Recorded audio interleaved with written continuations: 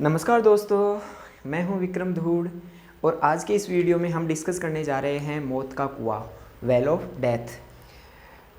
सब लोगों ने मौत का कुआं देख रखा होगा सर्कस में, या कोई प्रोग्राम होता है, कोई मेला भरता है, कैसे भी। जिन्होंने नहीं देख रखा वो यूट्यूब पे जाके देख सकते हैं। तो आई थिंक सबको हल्का फुल्का आइडिया होगा कि मौत का कुआं होता क्या है और उसमें क्या स्टंट किए जाते हैं। तो जिनको नहीं आइडिया उनके लिए हल्का फुल्का ये होता है कि मौत का कुआं एक स्ट्रक्चर बनाया जाता है जो थोड़ा कुएं जैसा स्ट्रक्चर होता है, और उसमें जनरली बाइक उसके अंदर चलती रहती है। जो बाइक है वो स्टंट दिखाती रहती है। तो इस मौत का कुआं नाम भी थोड़ा सा इस हिसाब से पड़ा है कि थोड़ा सा रिस्की लगता है देखने में, और हाँ, अगर वो सावधानी नहीं बरते तो ये रिस्की हो भी सकता है। लेकिन इसमें भी फोर्सेस बैलेंस हो रहे होते हैं। जो स्टंट करता है, जो बाइक चलाता है, उसको चाहे डायरेक्टली नहीं पता हो, लेकिन इनडायरेक्टली उसको इन सारी चीज़ों के बारे में पता है कि कैसे वो अपना बैलेंस मेंटेन रख सकता है, उसको क्या स्पीड रखनी है कि उसका जो बैलेंस है वो मेंटेन रहे। तो चलिए एक बार यहाँ पे हम देख लेते हैं। मैंने एक सिंपल सा यहाँ पर डायग्राम बनाया है।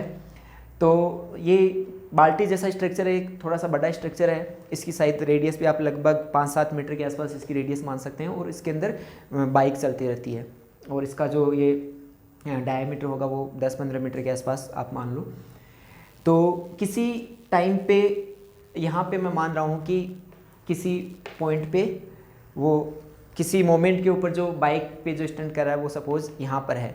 अब ये यहाँ पर रुका हुआ नहीं रह सकता, यहाँ पर उसको चलना ही पड़ेगा। किसी भी टाइम पे वो इस सरफेस के ऊपर रुका हुआ नहीं रह सकता, वो तभी रहेगा जब वो चलता रहेगा। और ये चलेगा कैसे? ये वृत्ताकार पथ में गति करेगा, सर्कुलर पाथ में। इसकी जो मोशन है वो सर्कुलर पाथ में होगी। तो सबसे पहले हम इसके ऊपर कौन कौन से फोर्सेस लग रहे हैं उनको देखते हैं। तो सबसे पहला जो फोर्स है वो गुरुत्वाकर्षण बल नीचे की तरफ लगना ही है। उसके अलावा ये सर्कुलर मोशन कर रहा है, वृत्ताकार पथ में गति कर रहा है, तो इस फ्रेम में इसके ऊपर एक सूडो फोर्स लगेगा बाहर की तरफ, जिसकी वैल्यू होगी वो होगी mv²/r, जहाँ v उसकी स्पीड है। ऊपर की तरफ एक फ्रिक्शन फोर्स, क्योंकि उसकी नीचे स्किड करने की टेंडेंसी है, तो फ्रिक्शन भी उसको फिसलने से रोकने की कोशिश करेगा, तो फ्रिक्शन फोर्स लगेगा ऊपर की तरफ। और एक बल लगेगा नॉर्मल रिएक्शन। नॉर्मल रिएक्शन हमेशा जिस सरफेस पे होते हैं उसके परपेंडिकुलर डायरेक्शन में लगता है। तो ये सारे बल इसके ऊपर लग रहे हैं। अब आपने यहाँ पर देखा होगा कि ये वाला जो बल है ये तभी आएगा जब उसकी कोई ना कोई स्पीड होगी। अब ये बल जैसे जैसे बढ़ेगा उसी हिसाब से उसके ऊपर फ्रिक्शन की वैल्यू बढ़ेगी। अदरवाइज अगर ये बल ज़्यादा नहीं होगा तो फ्रिक्शन की वैल्यू भी उतनी नहीं रह पाएगी, बिकॉज ये वाला जो बल है, ये जो फ्रिक्शन फोर्स है उसकी वैल्यू को इंक्रीज कर रहा है। तो सबसे पहली चीज़ हमें यहाँ ध्यान देने लायक है कि अगर उसकी कोई ना कोई स्पीड होगी तभी वो उसके ऊपर रह पाएगा। उसके अलावा उसका ऐसे टिल्ट होके गिरने का भी चांस है। एक तो हो गया, दो तरीके से गिरने का चांस है। एक तो स्किड हो जाए, तो स्किड से रोकने के लिए तो उसको फ्रिक्शन फोर्स है, और दूसरा वो ऐसे टिल्ट होके ना गिर जाए, ऐसे पलटी खाने जैसा कुछ ना हो जाए। तो उस केस में उसके ऊपर जो टॉर्क है वो भी बैलेंस होनी चाहिए, बल आघूर्ण है वो बैलेंस होनी चाहिए। तो बल आघूर्ण भी अगर मैं इस पॉइंट से देखूँ तो उसका कुछ ना कुछ ऐसे लेंथ होगी, फिर हम इस पॉइंट के ऊपर लगाएंगे तो एक mv²/r का टॉर्क लगेगा। अगर सपोज इस पॉइंट के अबाउट बात कर रहे हैं तो बिकॉज उसका सेंटर कुछ यहाँ पर होगा, तो mv²/r का टॉर्क लगेगा, एक mg का टॉर्क लगेगा। वो दोनों एक दूसरे को बैलेंस कर रहे होंगे, तो उसकी कुछ ना कुछ स्पीड होनी ज़रूरी है, अदरवाइज वो गिर जाएगा। तो ये उसको प्रैक्टिस से मान लो, कैसे भी मान लो, ये उतनी फिजिक्स उसको आ रही है कि वो अपना बैलेंस है वो मेंटेन कर सके।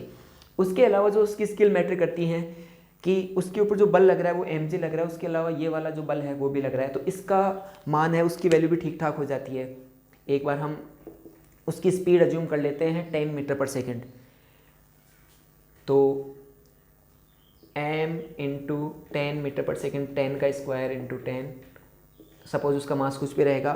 और यहाँ पर अगर हम उसकी जो रेडियस है वो अज्यूम करें कि 5 है, अगर 5 हो सकता है, 10 हो सकता है, तो अगर 10 मानते हैं तो ये 10 से 10 कैंसिल आउट, तो 10 इंटू एम, 10 की वैल्यू हम लगभग जी के बराबर ले सकते हैं, तो ये लगभग mg के बराबर हो गया। ये कौन सा? सेंट्रीफ्यूगल फोर्स, जो सूडो फोर्स लग रहा है। ऐसे ही fg वो लगेगा, उसकी वैल्यू भी अपने पास mg के बराबर है, दोनों परपेंडिकुलर डायरेक्शन में है। तो इस केस में भी उसके ऊपर जो रिजल्टेंट फोर्स लग रहा होगा उसकी वैल्यू आ जाएगी √2 इंटू mg। और अगर सपोज रेडियस कम हो गई या उसकी स्पीड ज़्यादा हो गई तो इसका मान और भी ज़्यादा हो सकता है। तो लगभग उसको उसका जो बल है वो महसूस होता है जब वो चक्कर लगा रहा होता है, वो 1.5 गुना 2 गुना, अगर उसकी स्पीड ज़्यादा है तो 2 से 2.5 गुना भी उसको अपना बल है वो महसूस हो सकता है। तो ये उसको शरीर की कंडीशनिंग होनी चाहिए, या उसने अपने आप को ऐसे एडजस्ट करना आना चाहिए कि वो उतने जो बल है उसको उस बल में भी वो बाइक चला सके। साथ में उसको मोशन सिकनेस, चक्कर वगैरह ऐसी प्रॉब्लम भी नहीं होनी चाहिए, अदरवाइज उस कंडीशन में भी उसके गिरने के चांसेस हैं वो बढ़ जाते हैं। तो ये स्किल है वो अपनी प्रैक्टिस से डेवलप करता है। तो इस लेक्चर में हमने जो फिजिक्स है वो भी देखी कि कैसे अपना वो बैलेंस मेंटेन कर सकता है। अब भले ही उसको फिजिक्स आई नहीं आई, लेकिन उसको कॉमन सेंस से कैसे भी करके ये चीज़ें पता हैं, वो अपनी स्पीड उसी वे में मेंटेन रखता है। जैसे जैसे वो ऊपर जाएगा वैसे वैसे उसको अपनी स्पीड और बढ़ानी पड़ेगी, जैसे जैसे वो नीचे आता है वो अपनी स्पीड कम करता है। तो अगर आप लोगों ने देखा होगा तो जब वो नीचे रहता है तो उसकी स्पीड कम रहती है, जैसे जैसे ऊपर जाता है वो अपनी स्पीड, और जब वो यहाँ पे इस सरफेस पे आता है तब उस केस में अपनी स्पीड सबसे ज़्यादा मैक्सिमम रखता है जब वो ऊपर वाले छोर पे रहता है। फिर वापस उनको नीचे जाना होता है तो अपनी स्पीड है वो कम कर लेते हैं। तो दोस्तों आज हमने ये कॉन्सेप्ट जाना। आई थिंक आप सब लोगों को ये कॉन्सेप्ट अच्छे से समझ में आया है और ये कॉन्सेप्ट आपको अच्छा भी लगा होगा। ऐसे ही अगर आपको कोई और जो टॉपिक हों जिनमें आपको डाउट आ रहा हो या जिनमें आपको कुछ समझने की इच्छा हो रही हो तो आप लोग कमेंट करके बता सकते हैं, हम उनके ऊपर वीडियो बनाने की कोशिश करेंगे। तब तक के लिए नमस्कार।